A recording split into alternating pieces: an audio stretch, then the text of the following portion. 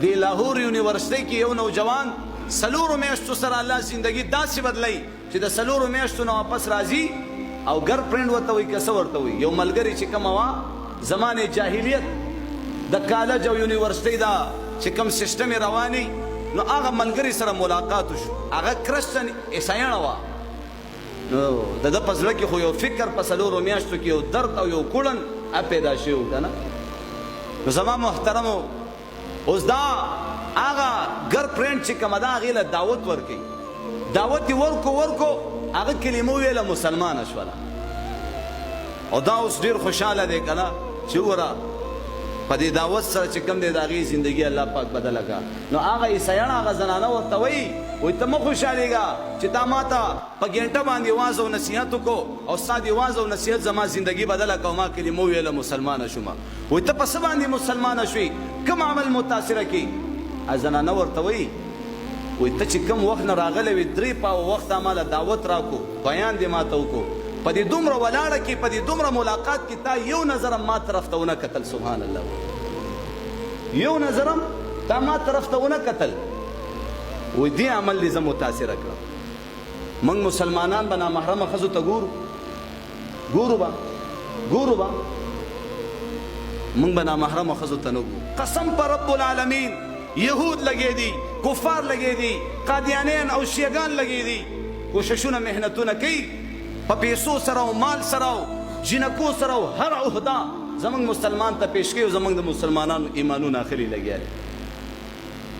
خو تکړه شئ مړ تاسو سره د ایمان قدر تاسو سره د دې خبرو قدر دا به هله پته لګي چې کله اخري وخت دی او صادر نه وځي او په دې قبر کې دې کېدو بیا به دې پته لګي.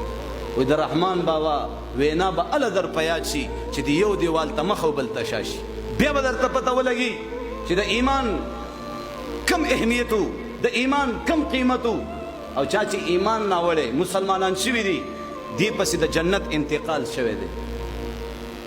خیال کوه اوس د دې ایمان سره د دنیا نه تللی او دا خلک به زموږ ایمانونه په څه سره اخلي دې شي ته څوک ټینګېدی شي.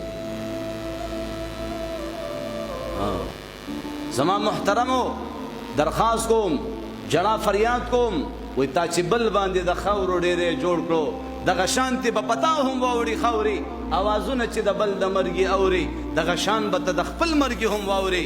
عجیبه رحمانه زړه دې د کتو دی چې مرګې په دنیا شته او ته لا خالي ستا څومره ساګانې باقي دي پته ته شته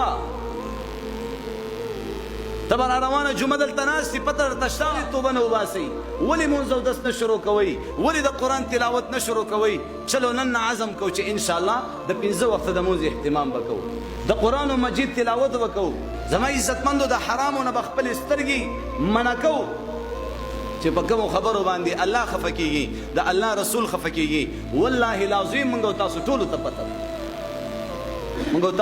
پته ده زموږ زنانو ته هم پته ده چې الله په څه خفه کېږي په څه خوشحالېږي خو دا قصد یې کوو جان بوجھ کر یې کوو. زما محترمو نن عزم وکړو انشاءالله چې ملګري یو 3 ورځې کم از کم 4 میاشتې په دې خپل زندګۍ کې په دې خپل ژوند کې خو لګوه.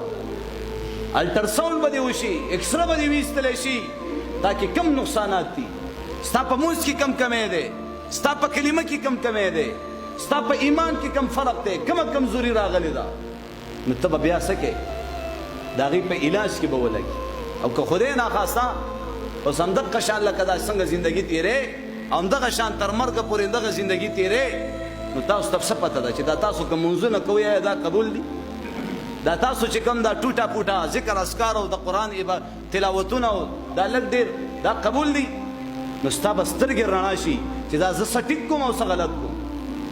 سپینګیري باباګان د دعوت و تبلیغ په دې مدرسه کې الحمدلله پرای راس باندې راغ د هغې کلمې ټیک شوي د هغې کم از کم د اخرني لس صورتونه دا خو زده کي سړی د دې زړه مثال د دې سینې مثال د کنډر دی چې په هغې کې د قرآن یوه حصه محفوظ نه وي. ته به ورته وایې قل هو هغه قل هو به هم غلطه وایي ته ورته د وایې قنوت واوره هغه به هم غلط وایي ته ورته کلمه وایه کلمه به هم غلطه وایي ته ورته وایه آمنت بالله اتنا واوره هغه به هم غلط وایي. خیر دی بس. نو جاوید خان ته وایي دا ټیکول پکار دي که نه؟ موږ څه شي؟ موږ مسلمانان او مرګ هم را روان دی. نو آیا دا چې کوم اعمال او دا کوم منځونه چې دا کوم موږ کوو دا ټیک دی او که غلط دي؟ نو دې دپاره د دعوت او تبلیغ بهترینه مدرسه ده. یو ورځ صرف د الله په لاره کې پیره کول. یو کس مړ شو، عمر رضی الله عنه را مخکې شو، یا رسول الله د دې جنازه به نه کوئ. ولې؟ وایي دا فاسق دی، فاجر دی، ګناهګار دی، جهنمی دی، د دې به څه نه کې جنازه واوري. وایي د دې به جنازه نه کې. نبی علیه الصلاة والسلام خپلو صحابو طرف ته مخ راړئ. ای زما صحابو، دا چا په مونځ باندې کتلی، چا په ښه کار کتلی؟ یو صحابي آواز کوي، یا رسول الله او ما په یو ښه کار کتلی. او په څه ښه کار دی کتلی؟ وایي یا رسول الله یو شپه یو ورځ د الله په لاره کې د پیره کړې ده. څه کړې دي؟ پیره پېژنې که تبلیغ مرکز ته لاړ شي، هلته پیره تاسو ته پته ولګي چې دا ملګري سعودی او څه ملګري نیمې شپې پورې پیره وکړي او آخري نیمه حصه چې کوم دی نور ملګري راپاسې هغې پیره وکړي. د دې ملګرو د موبایلونو، د پیسو، دغه شان د څیزونو پیره کوي. دغه پیره نبی علیه الصلاة والسلام یا خو د هغې صحابه د دې کس متعلق د جهنمي کېدو خبره کوي چې یا رسول الله دا جهنمي دی. او چې یو ورځ د الله په لاره کې یو شپه پیره کړې ده، نو نبی علیه السلام څه فرمایي؟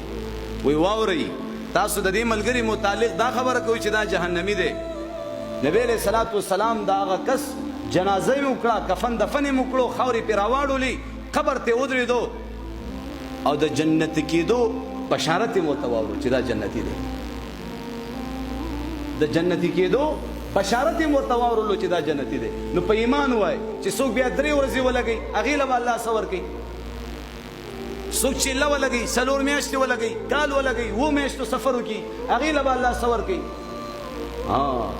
زما محترمو یاد ساتئ چې څنګه بچې بغیر د پیسو ډاکټر نشي جوړولی، وکیل، جج، پایلټ، انجینیر، دا د دې خلکو نه موږ متاثره یو.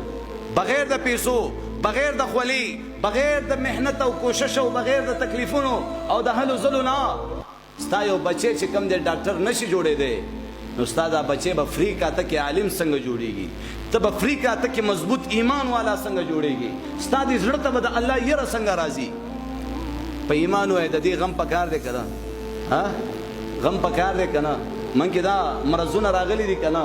دا څومره لوی مرض دی، ایمان څومره بیمار دی چې د اذان आवाज موږ واورو او بیا هم جومات ته نه ځو. د دې مرض علاج کول پکار دی چې ستا دا زړه ستا دې بدن کې په دې سینه کې په ټوپونو شي چې د الله د طرف نه منادي आवाज وکړو، حي علی الصلاة، موږ طرف ته راشه، حي علی الفلاح، کامیابۍ طرف ته راشه. زما محترمو اوس که ته وې چې زه دې پټاپ ګناهګار شم، زه دې پټاپ بې ایمانه شم، مونځ مه کوه، قرآن تلاوت مه کوه، د الله نوم ما خله، ذکر اذکار مه کوه، تسبیحات مه کوه، چرته د خیر کار مه کوه. په ایمان وې پخپله به فري کاته کې په اسانۍ به ته د ایمان نه هم خلاص شي او زما عزتمندو د الله یره به هم درنه ختمه شي او دا زړه به دې تک تور شي. داسې ده که نه ده؟ اوس دیوال خیجول آسان کار دی که دیوال ورانول آسان کار دی؟ تاسو خپله ښه پوهېږئ. دقه شان ایمان جوړول دا ډېر مشکل کار دی، دا ډېر ګران کار دی. دې دپاره به ته کوشش کې، محنت به کې، نو ستا ایمان به جوړېږي. مال به لګې، جان به لګې، وخت به لګې، ستا ایمان به جوړېږي. غیر چاپېره زما عزتمندو خلک لګې دي مرتد کېږي، خلک لګې دي د ایمان نه خلاصېږي، خلک لګې دي خودکشۍ نه کوي، زندګۍ نه ورله الله تنګې کړي دي. دین نشته، خفه کېږئ مه تاسو دا مه وایئ چې پیسې نشته. دا ستا غلطه بانه ده. والله العظیم وما اصابکم من مصیبت فبما کسبت ایدیکم. وی په تاسو باندې دا کم مصیبتونه، بلاګانې، پریشانیانې، بیماریانې دا چې راځي که نه، دا مه وایه چې په تا چا سحر او کړی، جادو کړی او دا کړي هغه کړي. نه نه نه، دا ستا اعمال غلط دي، ستا د لاسونو نه وتلی شوي افعال، اقوال دا غلط دي. نو چې لاندې نه غلط افعال او اقوال برځي، نو بره نه به نتیجه سمه راځي او که خرابه به راځي. حالات بگڑاولو والا حالات سمولو والا ځان څوک دی الله دی د دې محلې د هر نوجوان د هر سپینګری د هرې زنانا عمل الله ته پیش کیږي که نه پیش کیږي دا عمل الله ته پیش کیږي نو الله ته هغه اعمال پیش شي ها فلانکې بن فلانکې دای کړي دي نن ورځ کې دومره منځونه قضا کړي دومره غلط کتلې کړي دومره غلط اورېدلې کړي نتیجه به سمه راځي که خرابه به راځي